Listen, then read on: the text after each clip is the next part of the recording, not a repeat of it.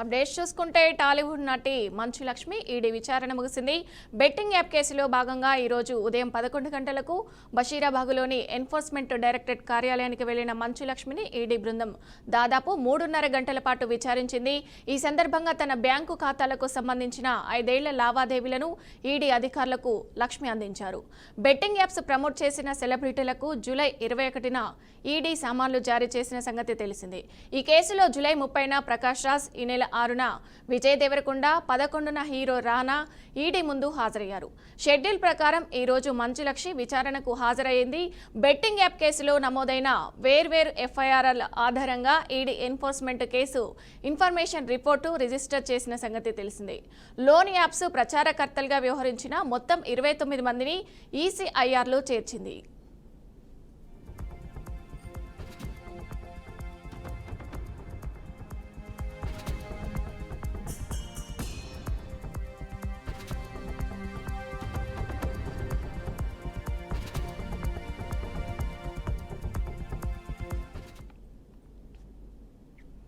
AP liquor scam కేసులో 12 మంది నిందితులను ఏసీబీ కోర్టులో సిట్ అధికారులు హాజరుపరిచారు. హైదరాబాద్లో సిట్ సీజ్ చేసిన 11 కోట్ల రూపాయల విషయంలో ఆధారాలు ధ్వంసం చేస్తున్నారని కోర్టును రాజ్ కసిరెడ్డి తెలిపారు. కాల్ డేటా రికార్డ్స్పై స్వచ్ఛంద సంస్థతో విచారణ జరిపితే అసలు విషయం బయటకు వస్తుందని చెప్పారు. ఎస్బీఐ, సిట్ కలిసి ఆధారాలను ధ్వంసం చేస్తున్నాయని కోర్టు దృష్టికి రాజ్ కసిరెడ్డి తరపు న్యాయవాది తీసుకెళ్లారు. ఇక సిట్ అధికారులు రాజ్ కసిరెడ్డి తరపున వాదనలు విన్న కోర్టు నిందితుల రిమాండ్ పొడిగించింది. ఈ నెల 26 వరకు రిమాండ్ పొడిగిస్తూ ఏసీబీ కోర్టు ఆదేశించింది. దీంతో 12 మంది నిందితులను జైలుకు తరలిస్తున్నారు.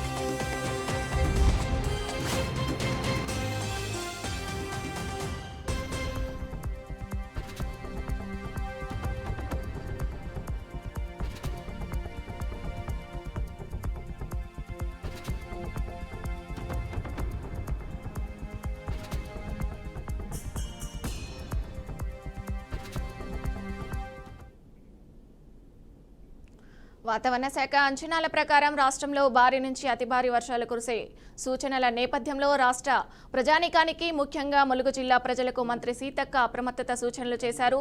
ప్రజలంతా సురక్షిత ప్రాంతాల్లో ఉండాలని, వాగులు, చెరువులు, నదుల వద్దకు వెళ్లకూడదని విజ్ఞప్తి చేశారు. రాత్రి వేళల్లో ఇంటి నుంచి బయటకు రావద్దని, పాత ఇళ్లలో కాకుండా బలమైన భద్రత ఉన్న ప్రదేశాల్లో తల దాచుకోవాలని సూచించారు. ముఖ్యంగా గోదావరి నదిలో వరద ముప్పు ఉండవచ్చునని, వాగులు, వంకలు పొంగిపొర్లే అవకాశం ఉండడంతో ప్రజలు వాటి దాటికి ఉండకూడదని హెచ్చరించారు. మత్స్యకారుల చేపల వేటకు వెళ్లకుండా కుటుంబాలతోనే ఉండాలని సూచించారు. అధికారులు ప్రజలకు నిరంతరాయంగా హెచ్చరికలు జారీ చేస్తూ అప్రమత్తం చేయాలన్నారు. ప్రతి ఒక్కరూ తమ భద్రత కోసం తగిన జాగ్రత్తలు తీసుకోవాలని పిలుపునిచ్చారు.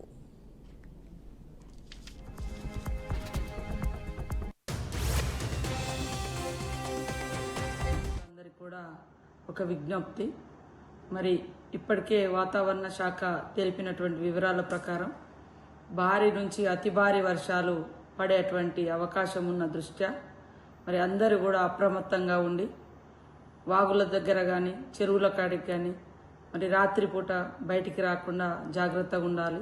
అదేవిధంగా తడిసినటువంటి గోడలు, కప్పులు ఉన్నటువంటి ఇళ్ల నుంచి బయటకు వచ్చి సురక్షితమైనటువంటి ప్రాంతాలలో ఉండాలని అందరికీ విజ్ఞప్తి చేస్తూ, ఇప్పటికే ముఖ్యమంత్రి గారు మరి వీడియో కాన్ఫరెన్స్ ద్వారా కూడా కలెక్టర్స్కు, పోలీస్ అధికారులకు, ఇతర అధికారులకు అందరికీ కూడా సూచనలు చేయడం జరిగింది. ప్రతి ఒక్క అధికారి వాటిని ఫాలో అవుతూ ప్రజల్ని కూడా అప్రమత్తం చేయాలని తెలియజేస్తూ, ముఖ్యంగా ములుగు జిల్లా కాడికి వస్తే ఒకవైపు గోదావరి, మరొక వైపు జంపన్న వాగు, అదేవిధంగా ప్రతి ఊరికి ఒక వాగులు, వంకలు ఉండడంతో పొంగిపొర్లేటువంటి అవకాశం ఉన్న దృష్ట్యా మరి ఎట్టి పరిస్థితులలో వాగులు దాటి దూర ప్రాంతాలకు వెళ్లకుండా వాగులు దాటేటప్పుడు కూడా ప్రమాదాలు జరిగేటువంటి అవకాశాలు ఉంటాయి. అదే కాకుండా చేపల వేటకు పోయేటువంటి మత్స్యశాఖ సోదరులకు కూడా విజ్ఞప్తి, దయచేసి బయటికి వెళ్లకుండా కుటుంబ సభ్యులతోటే ఉండాలని కోరుకుంటూ, అదేవిధంగా కలెక్టర్స్ మరియు ముఖ్యంగా ములుగు కలెక్టర్ గారు, అధికారులు అందరూ కూడా అప్రమత్తంగా ఉండాలి. పోలీస్ అధికారులు కూడా ప్రజల్ని అప్రమత్తం చేయాలి. రాష్ట్ర ప్రజలందరికీ కూడా గామా జిల్లాలో దారుణ ఘటన వెలుగులోకి వచ్చింది. ప్రేమ స్నేహం పేరుతో నమ్మించి 10 మంది యువకులు ఒకే అమ్మాయిపై అత్యాచారం చేసిన ఘటన ఆలస్యంగా బయటపడింది. జనగామ పట్టణంలో ఒకే అమ్మాయిపై 10 మంది యువకులు అత్యాచారం చేసినట్టు దర్యాప్తులో తేలిందని ఏసీపీ పండరి చేతన్ నితన్ సమావేశంలో తెలిపారు. ఈ ఘటనపై బాధితురాలి చిన్నమ్మ జూన్లో ఇచ్చిన ఫిర్యాదు మేరకు విచారణ జరిపామని, అందులో భాగంగా 10 మందిని అదుపులోకి తీసుకున్నామని ప్రశ్నించగా, ప్రేమ స్నేహం పేరుతో నమ్మించి జనగామలోని ఒక టీ స్టాల్ వెనకాల ఉన్న గదిలోకి తీసుకెళ్లి అత్యాచారం చేశామని వారు ఒప్పుకున్నట్లు ఏసీపీ చెప్పారు.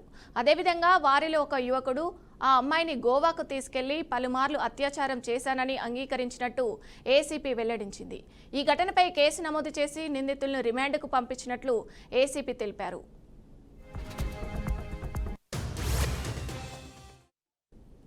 Investigation, Bengal police has detected along with evidences. Total 10 persons are in the custody of Bengal police. We have collected all the necessary evidences to show their involvement in the alleged crime. Also, apart from that, all the recordings of the digital evidences and all the recordings have also been taken. So total 10 members, all the 10 of them are from the Bengal locality. So they are in police custody.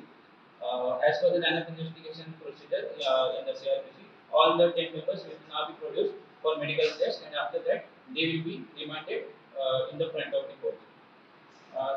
On these times, I would like to, as ASP Ganga, I would like to congratulate my team, SSB Ganga, SI Bharat, and SI Channakishore, all have conducted a very good job along with me, and we have detected all the 10 members involved in the crime under the able guidance of CP Varangal, Sri Santosh Singh IPS sir, and also DCP Bezo, Sri Raja Mahendra Nix. So on this occasion, I would also like to inform the Nanga people to please be aware and look after the suspicious people in your area. In case of any emergency, please inform the police. Dial 100 is the official number through which you can reach to the police. And I would also request all the youth and all the other people to be aware and to be aware of their legal rights and responsibilities.